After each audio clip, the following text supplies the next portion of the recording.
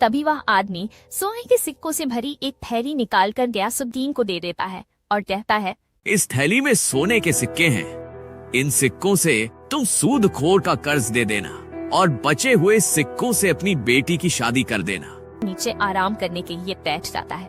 कुछ ही देर में उसे नींद आ जाती है। तभी एक चोर आता है और बूढ़े गयासुद्दीन की सोने के सिक्कों से भरी थैली चुरा ले जाता है।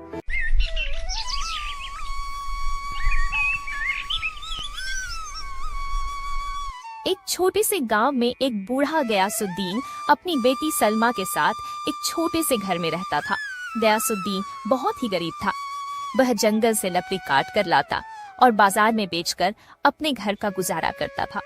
लेकिन उसके अंदर अब इतनी जान नहीं बची थी कि वह रोज रोज लकड़ी काट सके। उसकी बेटी सलमा बहुत ही सुंदर और होनहार थी। सलमा अपने घर पर सिलाई करके थोड़े बहुत पैसे कमा लिया करती थी। एक दिन गयासुद्दीन लकड़ी काटने जा रहा होता है। तभी उसकी बेटी कहती है, पिताजी, मैंने आपसे कितनी बार कहा है, अब आपके शरीर में इतनी जान नहीं है कि आप लकड़ी काट सको। आपको आराम की जरूरत है। आप आराम क्यों नहीं करते हो? बेटा, मैं आराम कैसे कर सकता हूँ? तेरी शादी भी करनी है और उस सूदखोर के पैसे भी तो देने हैं। मुझे हर वक्त डर लगा रहता है कहीं वह सूदखोर अपना कर्ज लेने न आ जाए। बेटा, वह बहुत ही बेरहम इंसान है। अगर मैंने उसका कर्ज नहीं दिया तो वह मेरी जान ले लेगा। पिताजी, आप परेशान क्यों होते हो? खुदा जरूर कोई ना कोई रास्ता निकालेगा। और मैं भी तो सिलाई करती हूँ। आज से मैं दिन रात सिलाई करूँगी, जिससे हम उस सूदखोर के पैसे दे देंगे। बेटी की यह बात सुनकर बूढ़े गयासुद्दीन की आंखों में आंसू आ जाते हैं और बगैर कुछ कहे वह जंगल की ओर निकल जाता है।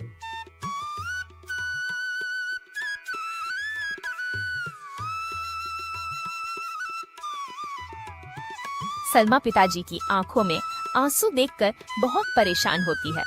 शाम को जब गयासुद्दीन कटी हुई लकड़ी बाजार में बेचकर घर लौटता है तो उसकी बेटी उसे खाना देती है और उसके पास बैठकर बोलती है, पिताजी, तुम किसी से थोड़े दिन के लिए पैसे उधार लेकर उस सूदखोर का कर्ज क्यों नहीं दे देते?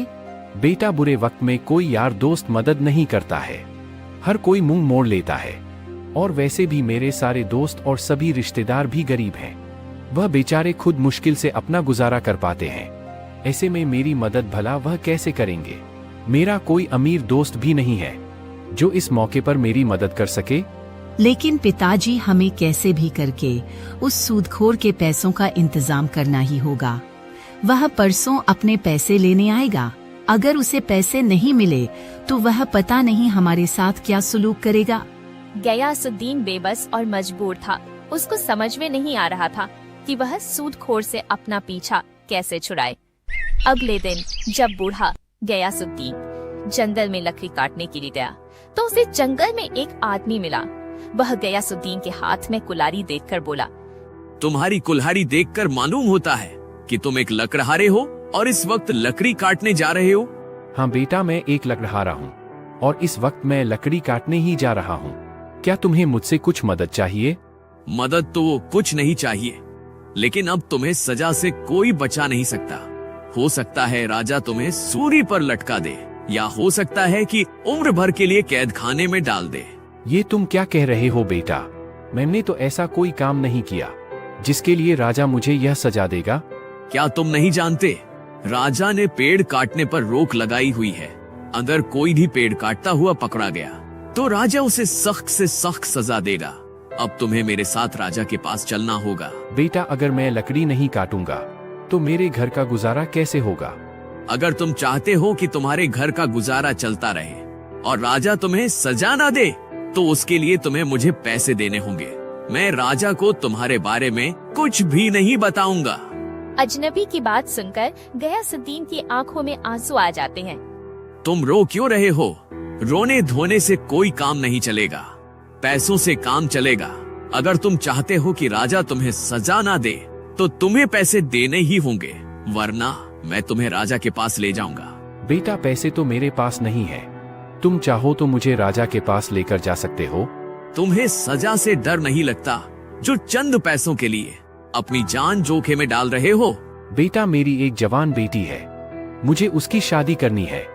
उससे पहले मुझे सूदखोर के पैसे भी देने हैं, वरना वह मेरी जान ले लेगा। बूढ़ा गयासुद्दीन अपनी सारी बात इस अजनबी आदमी को बताता है। गयासुद्दीन की बात सुनकर वह कहता है, देखो वैसे तो मैं किसी पर भी रहम नहीं करता हूँ, लेकिन तुम बूढ़े हो और तुम्हारी एक बेटी भी है जिसकी तुम्हें शादी करनी है। मैंने आज तक कोई भी अच्छा काम नहीं किया है, लेकिन हाँ आज जरूर करूंगा। क्या पता इस काम से ईश्वर मुझसे राजी हो जाए और मेरे पापों को क्षमा कर दे। तभी वह आदमी सोने के सिक्कों से भरी एक थैली निकालकर गयासुद्दीन को दे देता है और कहता है, इस थैली में सोने के सिक्के हैं। इन सिक्कों से तुम सूदखोर का कर्ज दे देना और बचे हुए सिक्कों से अपनी बेटी की शादी कर देना। अब तुम यहाँ से जाओ। बूढ़ा गयासुद्दीन उस आदमी को दुआ देता है और खुशी खुशी अपने घर की ओर निकल जाता है। रास्ते में उसे चक्कर आने लगते हैं, इसलिए वह एक पेड़ के नीचे आराम करने के लिए बैठ जाता है। कुछ ही देर में उसे नींद आ जाती है। तभी एक चोर आता है और बूढ़े गयासुद्दीन की सोने के सिक्कों से भरी थैली चुरा ले जाता है। थोड़ी दूर जाने के बाद जब वह चोर थैली खोलकर देखता है, अरे वाह, इतने सारे सोने के सिक्के! आज तो मेरी तकदीर खुल गई। अब मेरी बीवी बच्चों को भूखा नहीं रहना पड़ेगा। इन सिक्कों से तो मेरा सालों का गुजारा हो जाएगा। इतना कहकर चोर अपने घर की ओर निकल जाता है। उधर जब बूढ़े गयासुद्दीन की आंख खुलती है तो वह एकदम अपनी थैली देखता है, लेकिन उसे सोने के सिक्कों की थैली नहीं मिलती। गयासुद्दीन बहुत घबरा जाता है, उसके रोंगटे खड़े हो जाते हैं। वह अपने आप को कोसने लगता है, या खुदा, यह क्या हो गया? ना मैं सोता ना वह सोने के सिक्कों की थैली चोरी होती। वर्षों बाद एक खुशी मिली थी, लेकिन वह भी छिन गई। अब मेरी बेटी की शादी कैसे होगी? मैं उस सूदखोर का कर्ज कहाँ से दूंगा? या खुदा, इस लाचार बेबस की मदद कर। बेचारा गयासुद्दीन गम में डूबा हुआ अपने घर की ओर निकल जाता है। उधर वह चोर अपनी बीवी से कहता है, तुम मुझे हर वक्त उल्टा सीधा कहा करती थी ना कि मैं कुछ करता धरता नहीं हूँ। यह देखो सोने के सिक्कों से भरी हुई थैली। इन सिक्कों से हमारा कम से कम 2 साल का गुजारा हो जाएगा। अब मुझे कुछ भी करने की जरूरत नहीं है। क्या तुम इतने सारे सोने के सिक्के कहाँ से लाए हो? तुम्हारी यह सवाल करने की आदत कब जाएगी? मैं यह सोने के सिक्के कहाँ से लाया हूँ? तुम्हें इस बात से क्या मतलब है? मतलब है क्योंकि मैं जानना चाहती हूँ, कहीं तुम यह सोने के सिक्के चुरा कर तो नहीं लाए? हाँ, मैं चुरा कर लाया हूँ। एक बूढ़ा आदमी पेड़ के नीचे सो रहा था, उसी की जेब से मैं यह सोने के सिक्कों की थैली निकाल कर लाया हूँ। अब तुम चोरी भी करने लगे। तुम्हें सोने के सिक्कों की थैली चुराते हुए डर नहीं लगा? क्या तुम दूसरों को दुखी करके खुश रहना चाहते हो? वो बेचारा बूढ़ा गरीब आदमी किस हाल में होगा, पता नहीं उसने ये सिक्के किस काम के लिए रखे होंगे और तुम उन्हें चुरा कर ले आए। अरे वो गरीब नहीं है, वो एक मालदार आदमी है। तुम्हें कैसे पता वो मालदार आदमी है? तुम जानते हो उस आदमी को? मैं उसे जानता तो नहीं हूँ, लेकिन वह गरीब नहीं है, क्योंकि कोई भी गरीब आदमी कभी इतने सारे सोने के सिक्के लेकर यूं बेफिक्र होकर पेड़ के नीचे नहीं सोता। हमें इस बात से कोई मतलब नहीं है, वह मालदार है या गरीब, तुम्हें उसके यह सोने के सिक्के लौटाने होंगे। तुम यह कैसी बेवकूफ वाली बात कर रही हो? मैं उस बूढ़े आदमी को कहाँ जाकर तलाश करूँगा? तुम्हें उसे तलाश करना ही होगा। मुझे भूखा मरना पसंद है, लेकिन मैं इन चोरी के सिक्कों से अपना घर का गुजरा नहीं कर सकती। तुम्हें मेहनत मजदूरी करके अपने बीवी बच्चों का पेट भरना चाहिए, न कि चोरी करके। ठीक है, अब मैं उस बूढ़े आदमी के सिक्के वापस करके ही आऊँगा। चोर बूढ़े आदमी के सोने के सिक्के वापस करने के लिए उसकी तलाश में निकल जाता है। उधर जब बूढ़ा गयासुद्दीन अपने घर पहुंचता है तो उसकी बेटी उससे कहती है, पिताजी, मैं कब से आपका इंतजार कर रही थी। आपको आज आने में इतनी देर कैसे हो गई? बूढ़ा गयासुद्दीन कुछ नहीं बोलता।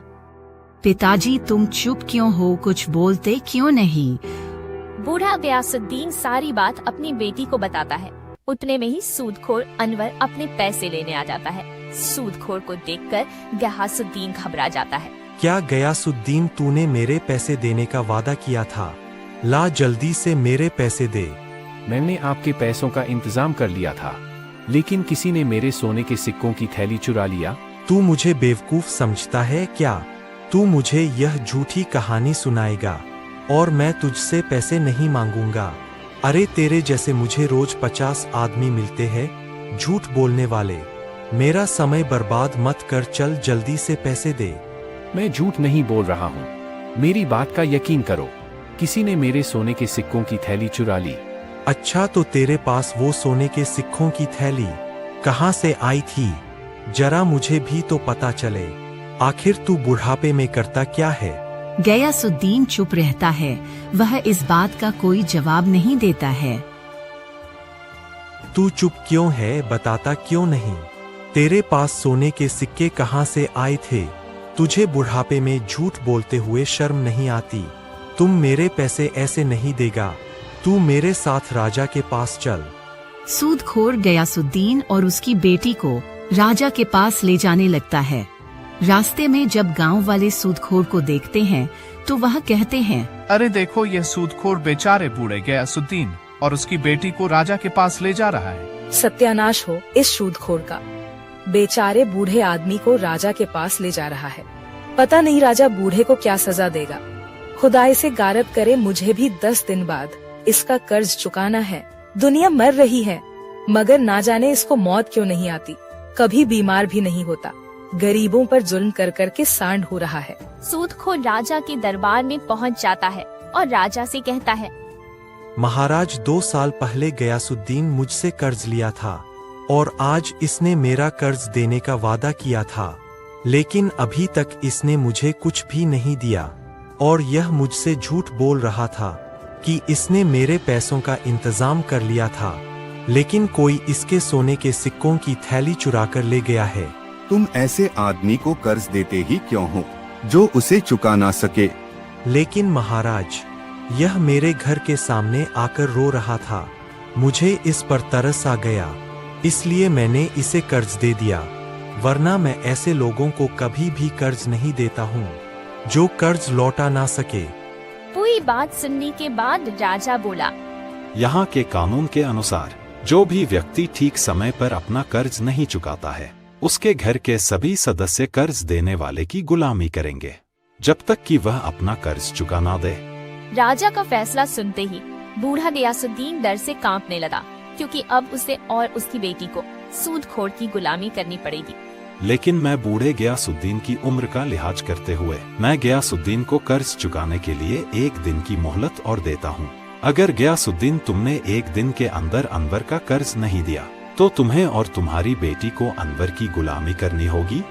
राजा का फैसला सुनने के बाद सूदखोर गयासुद्दीन के साथ उसके घर चला जाता है और गयासुद्दीन से कहता है, गयासुद्दीन, जब मेरे पैसे 2 साल में ना दे सका तो 1 दिन में कहाँ से देगा तू? एक काम कर, अपनी इस खूबसूरत बेटी की शादी मेरे साथ कर दे। तेरी बेटी मेरे साथ राज करेगी और मैं तेरे साथ भी अच्छा बर्ताव करूँगा। मैं तेरे जैसे सूदखोर के साथ कभी शादी नहीं करूंगी। तू बेरहम है और लोगों पर जुल्म करता है।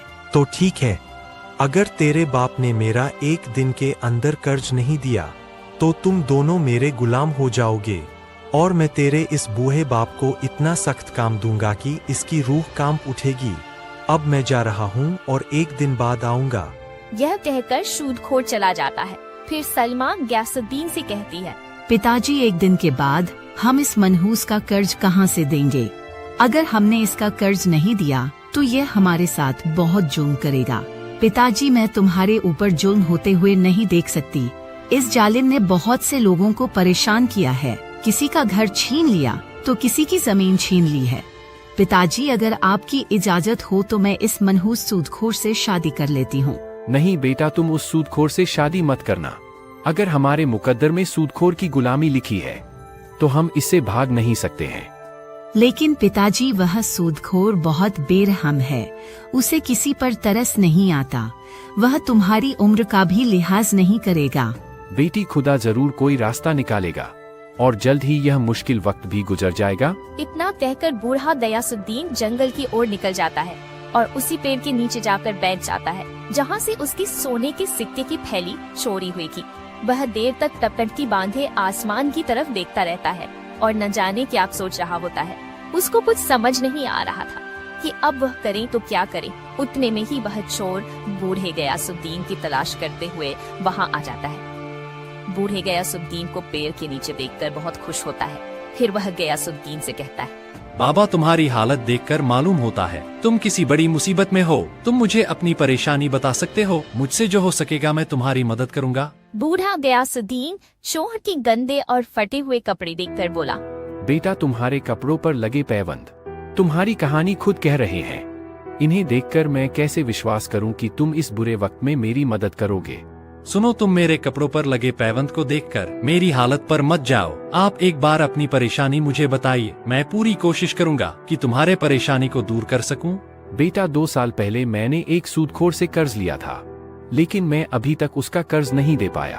अगर मैंने कल तक उसका कर्ज नहीं दिया तो मुझे और मेरी बेटी को उसकी गुलामी करनी पड़ेगी। एक नेक दिल इंसान ने मुझे कुछ सोने के सिक्के दिए थे। मैंने सोचा कि इन सिक्कों से अपनी बेटी की शादी कर दूंगा और उस सूदखोर का कर्ज दे दूंगा, लेकिन किसी ने वह सोने के सिक्के चुरा लिए। चोर सोने के सिक्कों की थैली बूढ़े गयासुद्दीन को देकर कहता है, क्या यह तो नहीं है तुम्हारे सोने के सिक्कों की थैली? सोने के सिक्कों की थैली देखकर बूढ़ा गयासुद्दीन बहुत खुश हो जाता है। तुम्हारे पास यह सोने के सिक्कों की थैली कहाँ से आई?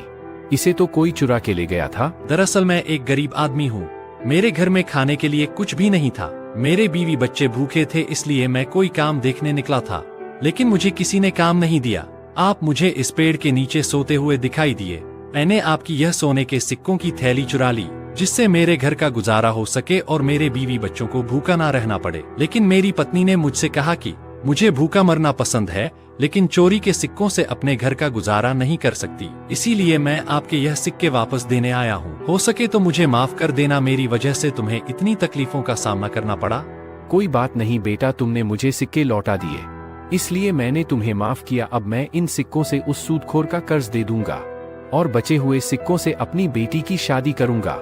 बेटा अब मुझे चलना चाहिए, मुझे जल्दी से जल्दी उस सूदखोर का कर्ज देना होगा। अब बूढ़ा गयासुद्दीन अपने घर चला जाता है और अपनी बेटी को सोने के सिक्कों की थैली दिखाते हुए कहता है, यह देखो बेटा, यह वही सोने के सिक्कों की थैली है जो खो गई थी। अब हमें उस सूदखोर की गुलामी नहीं करनी पड़ेगी। लेकिन पिताजी तुम्हें यह थैली कहाँ पर मिली? बेटा जो चुरा कर ले गया था वही वापस देकर गया है। उसकी पत्नी बहुत नेक औरत है। मैंने तुमसे कहा था, खुदा हमारी मदद जरूर करेगा। इतने में ही अनवर सूदखोर आ जाता है और बूढ़े गयासुद्दीन से कहता है, गयासुद्दीन एक दिन तो हो गया, अब तू और तेरी बेटी मेरी गुलामी करने के लिए तैयार हो जाओ। अब भी मौका है, अपनी बेटी की शादी मेरे साथ कर दे। तेरी बची कुची जिंदगी सुख के साथ कटेगी। तुम्हारा क्या ख्याल है मेरे ख्वाबों की मल्लिका? क्या तुम अपने बूढ़े बाप पर जुल्म होते हुए देखना चाहती हो? खुदा के होते हुए तुम हमारा कुछ नहीं बिगाड़ सकते। ये लो सोने के सिक्के, इन्हें बेचकर अपने पैसे ले लेना और अब यहाँ से दफा हो जाओ। अरे वाह, सोने के सिक्के! गयासुद्दीन, जो कर्ज तू 2 साल में नहीं दे पाया, उसका तूने एक दिन में इंतजाम कर दिया। कहाँ से आए तेरे पास यह सोने के सिक्के? जरा मुझे भी तो पता चले। तुम्हें इस बात से क्या मतलब? तुम्हें तुम्हारा कर्ज मिल गया, अब तुम यहाँ से जा सकते हो। गयासुद्दीन की बात सुनकर सूदखोर गुस्से में तमतमा आता हुआ चला जाता है और फिर बचे हुए सोने के सिक्कों से गयासुद्दीन अपनी बेटी की शादी कर देता है। उसके बाद गयासुद्दीन और उसकी बेटी खुशी खुशी अपना जीवन बिताते हैं।